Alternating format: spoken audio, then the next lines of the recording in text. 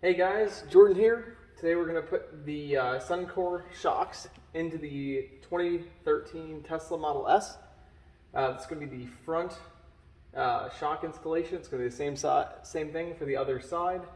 So let's get started. First thing you're going to want to do is take this wheel liner off. There's going to be a bunch of clips and a few 10mm screws down here. Once you get them all off, you'll be able to easily remove the liner.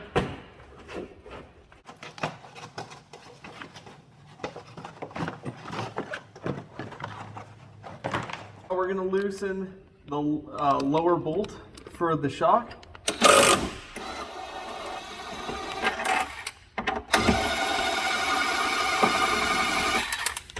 Note the direction that this bolt comes from. So it comes going towards the front. Now we're going to remove the brake line clip. I use a flathead screwdriver from underneath and pry it from these edges, just pushing forward. Once that's removed, you can take the brake line and remove it off of the shock. Now we're going to take the Voss fitting connector off. We're going to loosen it with a 12mm wrench and take this completely off.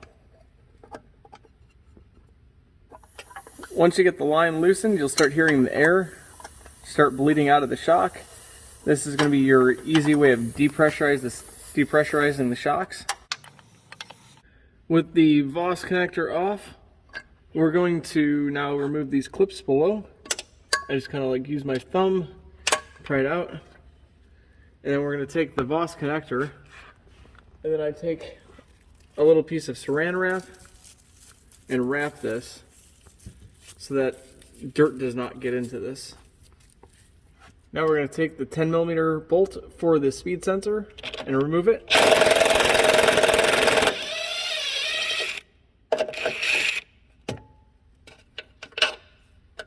And then we're going to remove this frame connector right here.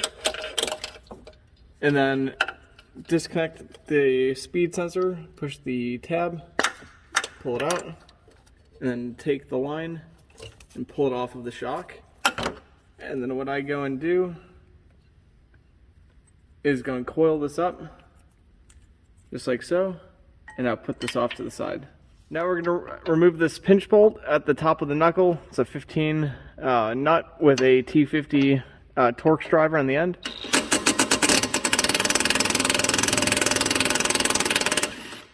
So remove that nut off, and then the bolt. We're going to spray this with a little bit of PB Blaster, let that soak, and then we'll put this nut back on, and then tap this bolt out. We're going to remove the bolt.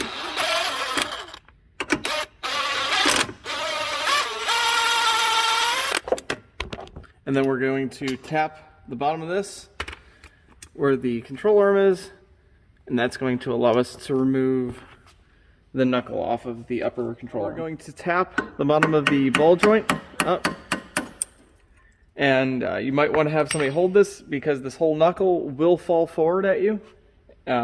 So just like so. Now we're going to come up here and we're going to remove the 3 bolts above the strut. You're going to want to have somebody hold that strut while you loosen those so that strut doesn't fall out. Now we're just loosening these 3 13mm bolts. Now you're going to loosen the bolts and it'll drop out.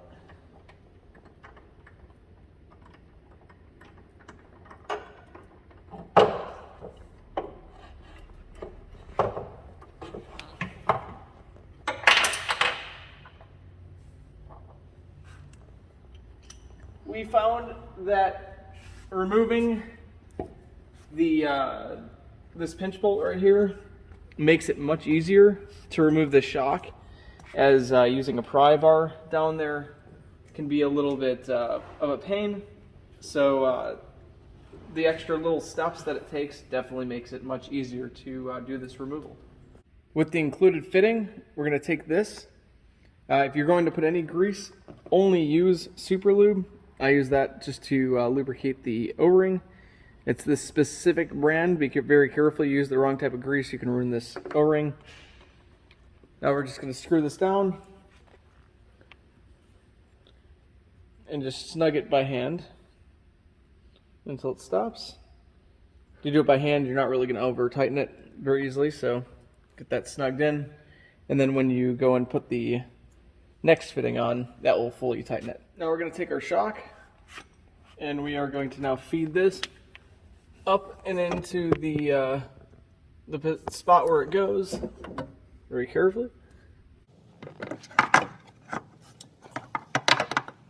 Now we're going to tighten these to 27.3 Newton meters of torque if you put anti-seize on these. Now we're going to take the Voss fitting and spin it, move that back. Take some needle nose pliers. You'll see mine have little flat edges on them. This is very helpful in spreading the Voss ring. You want to spread it until it just starts to bend. This way you can easily, carefully get it off. You want to be careful that it does not damage it. If it's not spread enough, it will not come off easily. You'll see that one comes off now. Take the old Voss fitting off. We'll wipe this line. We're going to take the new fitting right here. We're going to pull this little piece of plastic out. Now we're going to go ahead and push this onto the line. We're going to use some of that Super Lube grease right here. Very specific. Do not use any other grease except this. Just going to put a little bit around the edge of the line. That's just going to help this Voss fitting to slide on. So we'll slide that new one on. And now we're going to take the collet. I'm going to wipe the excess grease off. And you'll see there's a coned edge. That coned edge is going to face towards this. So I'm just going to push that on using my finger until it is flush with the line, you'll notice, just like that. Now we're going to pull that up against it just until it almost touches it. Now we're going to come in here and we're going to begin to, by hand, get this Voss fitting in. You'll notice I screwed this fitting with a little bit of gap. I have not completely screwed this down. You don't want to screw it down because it will close the ring, the brass ring. And what I'm going to do is get a good hold on it and push straight in. And you want to be careful you don't kink the line. And there we go.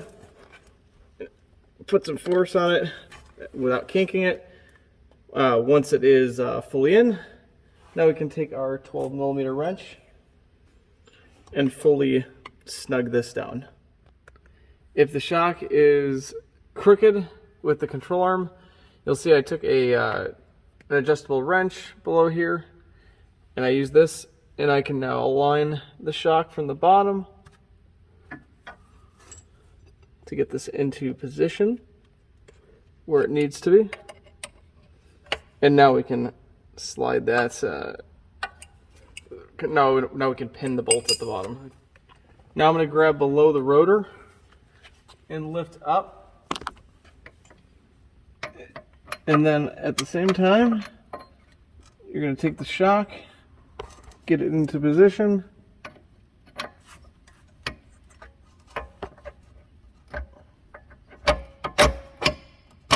and lock the bolt in. And you're going to take the nut. You'll take the nut now and put this nut on. Now we're going to take the brake line clip and lightly tap this back into position. So we took this control arm now and we pulled it down, and you want to lift the rotor up. It might be helpful to have somebody do this for you. And then take this ball joint, definitely go and anti-seize this, because this all this and anti-seize this bolt, they do seize up. So go and coat that, and then have somebody hold it from the bottom while you pull down. And once this comes through, go and put the bolt through. Should slide in fairly easily. And there's a groove in there that kind of like that holds and locks this from falling out. Put a little extra anti-seize on the end right here. Put the nut, and then you're going to want to torque this to 42 Newton meters, and that's with anti-seize, and I highly recommend using it on this bolt. Now we're going to take this bracket, put it back on. There's going to be a 10 millimeter bolt that you bolt back in. Put this one back on the frame, and then click these two back together. Lastly, you're going to put this fender liner back into the car. There's two pieces. You're going to want to put this one in and then the plastic one. There's going to be a bunch of clips that are all around the edges, and this one goes in next. You're going to want to seat all the clips. Click all the clips in. Thanks for watching this video on the suspension. Hope this video was helpful. If it was, please click the like, subscribe, and notification bell to get more information on this content. Thanks to Real Deal EV for helping with the shocks on this video. Please check out their content and products in the description below. If you enjoyed this video, please check out the video on the rear suspension in the description link below, and enjoy fixing your car. Thank you.